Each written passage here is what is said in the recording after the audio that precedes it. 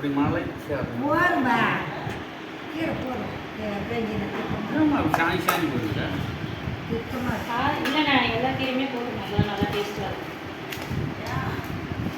இன்னும் கொஞ்சம் போடும் கீரை நீ சாப்பிடணும் 5 குண்டம் பாதி போடுண்ணா.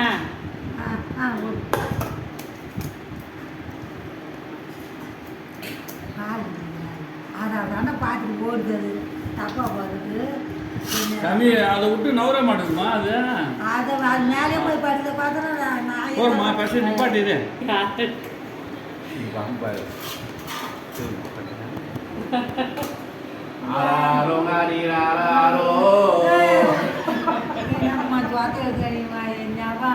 என்னப்பா பண்ண இல்லை இல்லை